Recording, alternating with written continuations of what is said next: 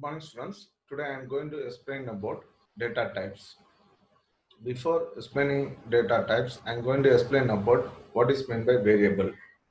Variable is nothing but a name given to a storage area. For example, I want to store some data in your memory. So if I want to store any data in the memory, I need some variable. Example, you can take, I want to store my account information, bank account information. I need some variables. Or I want to store some student details. So I need some variables. Or I want to calculate the salary of an employee. I need some variables. So this is the variable is the main part of the programs. It is used for program manipulations. It is used to write flexible programs, etc. Next one is I have listed few more variables also. A, B, C, I, time, distance, pressure, displacement. These are some variables used in different applications and different programs. Next, I'm going to declare the variables. So when you are declaring the variables, so two things is very important. One is what is the type of variable. What is my type means whether it is an integer type or it is an floating type or character type. For example, you are giving some number that is a 10 or a minus 10. I want to store the 10 or minus 10. So it is an integer type. Suppose I want to store the data 10.55 value. So that is called as a float value. Next one is called as I want to store some characters. So that is called as a character type. Next one is how much memory is required to store the variable. For example, whether you want to store a 1 byte or whether you want to store a 2 byte or 3 byte or 4 byte, etc. Suppose normally what will happen means if you allocate 4 bytes for all variables, what will happen means if I am storing only 1 byte, what will happen means that the remaining 3 bytes memory will get wasted. So you have to understand first how much byte of data you are going to store. According to that, you have to initialize the data types. So this helps what programmer and the compiler use the values in the right form. So we can use the different types of variables and different data types depend upon the signed number or unsigned number, what is the range of the number, what is the values, etc. Next, we are going to see about the syntax of the variables. First one is I'm going to initialize a variable that is called as an int a. Another one example is int a is equal to 10. So here the int is called as an data types and a is called as an identifier. So the data type is called as an integer type. Next, you assume that this is called as an memory. So when you declare or you initialize the variable, immediately what will happen means the address will allocated in the memory. So here it will allocate a random address. So what is the address is allocated is 204846. What is the name of the variable is A. So in this address, we can store how much byte? 2 bytes of data. Next one is types of data. So we can store minus 12, 17, 23.5. There are three different numbers are there. So integer A means we can store a positive number and negative number. So we can store a minus 12 and 17. But we cannot store the 23.5 numbers because it is called as float type. We have declared here this is called as an integer type. So we cannot store the floating number that is called as 23.5 we cannot store. So the data types are classified into three types. One is called as an primitive, second one is derived, third one is user defined. In primitive there are four types: integer, float, character and void. So we are going to study only the first four types: integer, float, character and void. And next one is derived. There are three types. One is called as array, string and pointer. Next one is user defined. There are four types: structure, union, type, def, enum. So these are things. These are the types of data types are available. We will study the derived and user defined in the coming classes. So today we are going to study about only integer, float, character, and void. First, we are going to see about integer type. So integer type, there are three types are there. One is called as an short integer, one is called as an integer, another one is called as a long integer. So in short integer, there are two types. One is called as unsigned, another is called as unsigned. Likewise, integer, there are one type is called as signed integer or unsigned. Like a long integer, unsigned long integer. So what is the difference is, see here, short means it will require only 1 byte, and integer it require 2 bytes, and long means 4 byte. Suppose I want to store a 4-bit number. So if you want to store a 4-bit number, you want to use an unsigned long integer. And if you want to store a small numbers, so you have to go for short integer. So 1 byte is equal to nothing but 8-bit. So 8-bit means you can store a number from 0 to 255. That is called as unsigned. So signed means minus 128 to 127. So totally 1 byte means 8-bit. 8-bit is nothing but 256 numbers we can store. That is called as 0 to 255. If it is called as a signed number means only minus 128 to 127. Like that, 2 power 16 is equal to 0 to 65,535. So this is called as only positive number. So here there will be a positive number and negative number. Next one is called as floating type data type. So here there are three types. One is called as an float is equal to 4 bytes. Next one is a double float. Next one is called as long double float. So float means it requires 4 bytes. Double float means 8 bytes. Long double means 10 bytes. So float means there will be a 6 decimal. Double float means 15 decimal. Long double float means 19 decimal. So this is the range.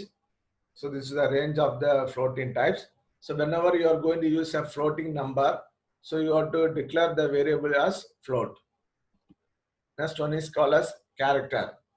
So when you are declare any character, so you have to use the data type is character. So there are two types. One is called as a signed character, another one is called as an unsigned character.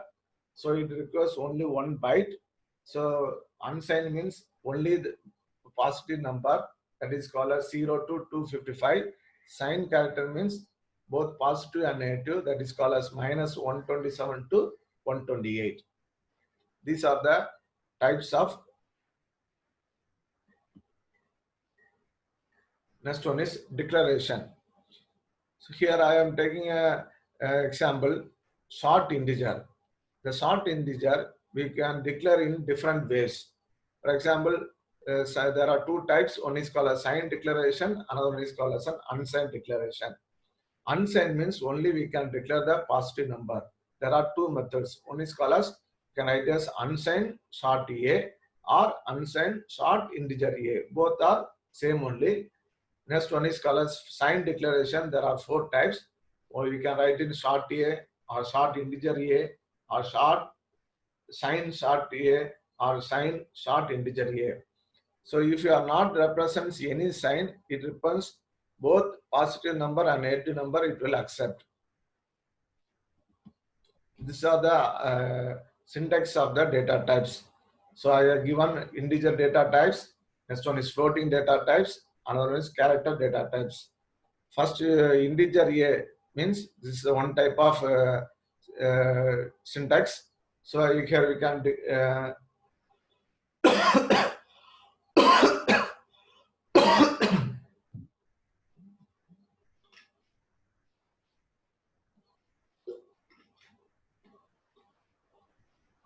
this is a syntax of data types. So if you take the syntax, there will be a data types and the identifier. So first two are for integer data types, next two is called as floating data types, and the last three is called as character data types.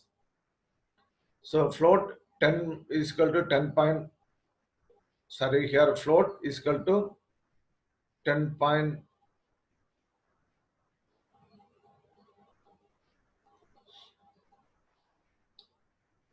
Next, I'm going to explain about the syntax of data types. So the first two is called as an integer data types. Next one is called as an float data types. And the last is called as an character data types. For example, if you initialize int a is equal to 10, so in the memory, in some address, so the variable name is a, so the 10 will be stored. Next, if you store the character is equal to inside the semicolon, if you put m means that is called a single character. Next one is character name 20 means so there will be a 20 characters we can store in a memory. So the format specifier, what is my format specifier means if you want to read any data or if you want to write any data or if you want to display any values, so the format specifier is very, very important. So if you put %d means that is called as integer number. We can read the data and we can display or we can write the data. %u means called as an unsigned integer. Next one is called as %f means floating. %c means character. %s means string. Next one is double float, long float. Next one is %o means it is an octal number. %x means hexadecimal number. So this format specifier, it is used to read the data or it is used to display the data or write the data. Next one is memory. I'm going to explain about memory. Memory is a storage device. You can store the data in the memory. There are two types. One is called as a temporary, another one is called as a permanent memory. So there are two main parts. One is called as a memory address, another one is called as a memory location. So if you see here, this is one memory location. This location consists of one address that is called as a memory address. You take some example as classroom or theater. You take this is a classroom. So this is called as first row, 3, 6, 7 seats are available. So this is called as column 1, 2, 3, 4, 5, 6, 7. 7 columns, 7 rows. So totally 49 seats are available. So 49 students can sit in a classroom. So what will happen means each students there is a register number is available. So that particular student can sit in any location. So he can sit in the seat, he can sit, or this seat, or this seat, any seat we can sit. So likewise here, the variables will be stored in the memory randomly. That is called as a random memory location. So random memory location means if the students one can go and sit in this memory here. So this is called as a random memory location. He can sit in this place. So here or anything we can sit. So that is called as a random memory location. Or you take some account numbers. If you take in one bank, Indian Bank or IOB Bank, so there will be a lot of customers are available. So if there are 100 customers are available means the customer's account number will be stored in the memory. So what will happen means first customer number will be stored in the first memory location. Second customer account number will be stored in this 49th memory location. So that is called as a random memory location. Next one is memory byte. What is meant by byte means one byte is called as 8 bits. So 8-bit means that is called as 2 power 8 is nothing but 256. So there will be a 256 address. So in 250 address, the minimum address is 00, the maximum address is 255. This is called as only the positive number. If you need a positive number and negative number, so the minimum address is minus 128 to 127.